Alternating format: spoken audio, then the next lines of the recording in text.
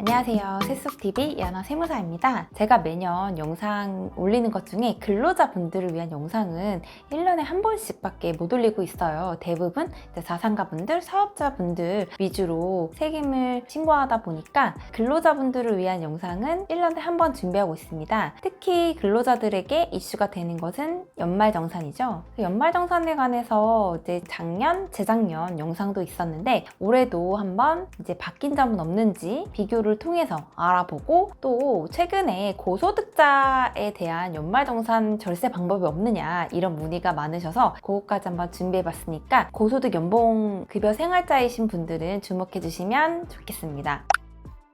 첫 번째로 주목해야 될 점은 7월부터 12월까지 쓴 전통시장이나 대중교통에 대해서 40%의 공제율이 80%로 상향되었습니다. 이 부분은 1년 전체가 아니기 때문에 하반기에 대한 분만 이제 상향 조정된 거니까 이거 참고해 주시면 좋을 것 같아요. 두 번째로는 세율은 그대로인데 그 구간이 조금 변경되었습니다. 예전에는 1,200만 원까지 6%의 세율이 적용되었다면 바뀐 규정상에서는 1,400만 원까지 6%를 적용해주고요. 1,200에서 4,600만 원까지의 그 과세 표준 세율이 15%였는데 이게 1,400만 원부터 5,000만 원까지 15%를 적용받게 되었습니다. 그리고 나머지로 원래는 4,600만 원부터 8,800만 원까지가 24%였는데 변경된 걸로는 5,000만 원부터 8,800만 원까지 24%를 적용받게 되었습니다. 뭐 크나큰 변화는 아니고요. 이제 고연봉이신 분들은 과세 표준이 그 정도 낮아지지 않는 이상 세율에는 큰 변동은 없다고 생각하시면 될 것 같아요. 이게 아무래도 조금 누진 세율 구조다 보니까 이제 과세 표준 구간을 조금 더 확대시켜줬다. 이제 낮은 세율 구간에 있는 분들을 그렇게 이해해 주시면 좋을 것 같습니다. 그리고 이제 주택에 관한 부분인데요. 일단 내가 주택을 갖고 있거나 전세이거나 그리고 월세이거나 이 세 가지 모두 다 혜택을 받으신다고 보시면 돼요. 다만 어떻게든 내가 월세든 전세든 자가든 이렇게 살고 계실 거 아니에요. 이럴 때 어디에 해당하는지 체크를 하셔야 되는데 물론 각각의 공제에는 무주택자일 수도 있고 뭐 1주택자 이렇게 나눠져 있는데 이 부분을 세분화한다기보다는 특히 이제 월세 세액공제에 좀 주목하시는 게 좋을 것 같습니다. 주택담보대출 같은 경우도 뭐 15년에서 30년도 뭐 차입분 해가지고 최대치 많이 공제가 되고 있고 전세 임차금에 대한 공제도 마찬가지입니다. 근데 이제 월세 같은 경우는 사업자도 해당하는 이야기라서 공통적으로 말씀을 드리자면 총 급여액이 5,500만 원 이하인 경우에는 15% 그리고 7천만 원 이하인 경우에는 12% 이렇게 적용해주고 있으니까 이 부분도 총급여가 너무 높으신 분들은 또 해당 사항이 없으시긴 하겠죠. 그렇지만 월세 세액공제가 된다는 거 물론 종합소득 금액은 조금 달라집니다. 그렇지만 그것도 월세 세액공제가 해당이 되는데요. 월세 세액공제 받을 때 세무사님 그럼 뭘 제출해야 되나요? 이렇게 물어보시는 분들이 간혹 계신데 월세 세액공제를 입증하기 위해서는 일단 주민등록등본에 거기 살아야 되는 게 입증이 돼야 되잖아요. 그래서 주민등록등본 그리고 임대차 계약서 있으시죠? 그래서 임대차 계약서 그리고 임대차 계약서에 맞는 월세 납입 내역서 이제 그거 세 가지를 같이 제출해 주신다면 월세 세액공제 적용 가능합니다.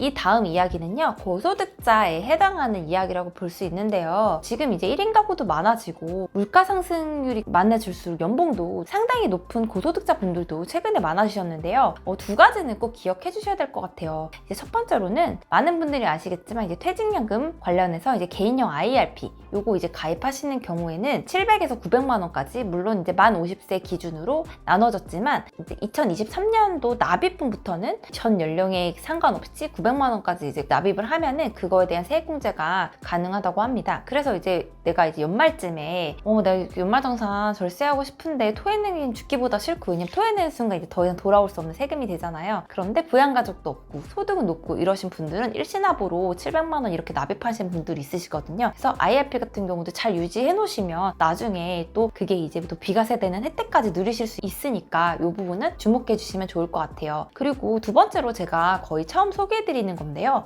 벤처투자 소득공제라는 게 있습니다. 벤처투자 소득공제라는 거는 요새 엔젤 기업 뭐 이런 거 좀 들어보셨나요? 고소득자들에 대한 연말정산 절세 꿀팁이 없느냐 저한테도 문의가 많으시고 실제로 저희가 이제 진행하는 업체라던가 종소세 진행할 때도 연말정산 이제 고액 연봉자들 보시면요.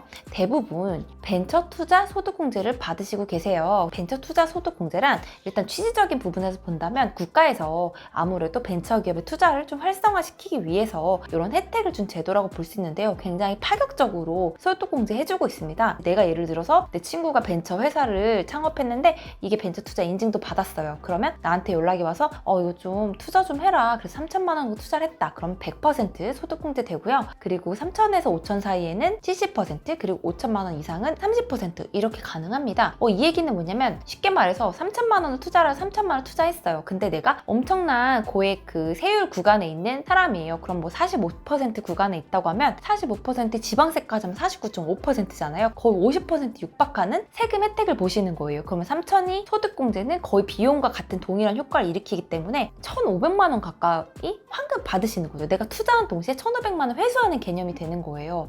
그러면 그 50%의 반의 확률로 이제 그게 잘 되면 대박이 나는 거고, 물론 이제 안 됐을 때는 그런 리스크는 감안하셔야 합니다. 그래서 주옥 같은 기업에 투자하시는 게 좋겠죠. 그래도 이 부분은 굉장히 긍정적으로 생각하는 건 뭐냐면, 우리가 연말정산할 때 혜택을 이렇게 주는 게 그렇게까지 많지는 않아요. 주택청약 뭐 공제도 되고 다 하지만 그래도 이렇게 내가 투자한 금액의 전액 뭐 다 소득공제를 해준다, 이런 부분은 이 벤처에 해당되는 이야기라서 이 부분에 대해서 내가 정말 어떤 투자 가치가 있는 기업이 있다면 투자를 하시고 요거에 대해서 소득공제까지 챙기시기 바랍니다. 사실 5대5의 확률이 되는 거니까 굉장히 좋은 제도라고 볼 수 있겠습니다. 다만 여기서 리스크적인 부분은요, 투자금에 대한 원금 보장에 대해서는 이제 장담을 못하는 거는 이제 말씀을 드렸고, 그리고 이제 3년 동안 회수를 하게 되면 또 토해내게 되어 있어요. 그래서 이렇게 소득공제를 받는데 3년 안에 회수를 안 하고 이제 기다리시는 거죠. 근데 내가 일단은 연봉이 뭐 내년이나 내후년에 오를 것 같아서 정말 이 회사는 정말 될 회사다 투자를 했어요. 근데 그 당시엔 내가 연봉이 적을 수 있잖아요. 그렇게 되면 그 해에 받으시지 마시고, 이거는 3년 동안 투자금을 회수를 못 한다고 했잖아요. 그러니까 3년 동안 내가 가장 연봉이 높을 때 당연히 세율이 높겠죠. 뭐 45% 아까 말씀드린 그 정도의 이제 고액 연봉자가 됐을 때 소득공제를 활용하셔야지만 최고의 혜택을 보실 수 있습니다. 만약에 내가 뭐 15% 구간, 24% 구간이라면 3천을 투자해서 소득공제 전액 받더라도 그 혜택이 뭐 450만 원, 한 700만 원대밖에 못 받으시잖아요. 근데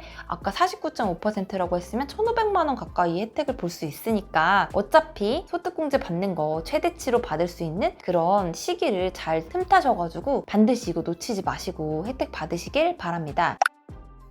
그래서 지금 연말정산에 대해서 앞서 변경된 부분, 그리고 기존에 유지해야 되는 부분 여러 가지 좀 설명을 드렸고, 고소득 연봉 급여 생활자에 대해서는 이제 IRP는 많이 아실 거예요. 거의 대부분 다 가입을 하고 계시기 때문에 그 부분, 그리고 또 마지막으로 벤처투자 소득공제, 이것도 최근에 문의가 많아서 준비해봤습니다. 물론 지금 시기는 좀 지났고 내가 이제 뭐 이 영상 자체가 이제 효력이 없을 수도 있지만, 그래도 저희 이제 구독자분들 중에서 주변에 고소득자 있거나 아니면 이거를 이제 놓쳐서 혜택을 못 받으시면 안 되니까요. 한번 짚어가는 의미에서 준비한 영상이라서 모두 꼼꼼히 챙기셔서 환급 받으시길 바라겠습니다. 그리고 마지막으로 말씀드릴 거는, 요새는 부업이 많으시잖아요. 그래서 내가 고액 연봉을 받지만 또 부수적으로 사업자가 있으신 분들 많으세요. 그래서 이런 분들은 어떤 의무가 있죠? 당연히 종합소득세의 의무가 있습니다. 내가 만약에 2월 달에 회사에 내는데 좀 꺼림칙할 수 있잖아요. 내가 뭐 투자한 거라던가 아니면은 여러 가지 공제 받을 수 있는 부분에서 좀 꺼려진다 하시면은, 이거는 5월 달에 종소세를 할 때 세무사랑 보통 의뢰하시는 경우가 많으시잖아요. 왜냐면 합산해서 하셔야 되니까 좀 번거롭거나 복잡할 수 있거든요. 그럴 때 이제 누락된 부분이라던가 좀 놓친 부분을 5월 달에 만회의 기회가 있으니까 너무 이제 걱정하지 마시고, 회사에 제출 못했다, 좀 꺼려진다 하시는 분들은 부업을 하신다면, 사업소득이 있으시다면, 물론 사업소득이 없어서 연말정산을 종료했는데 깜빡했다 하시는 분들도 5월 달에 본인이 재정산 하실 수는 있어요. 그러니까 이 부분 놓치지 마시고 꼼꼼하게 챙기시길 바라겠습니다. 여러분들 모두 새해 복 많이 받으시고요. 저희도 사업주분들을 위한 부가세 신고에 집중하는 시간을 갖도록 하겠습니다. 감사합니다.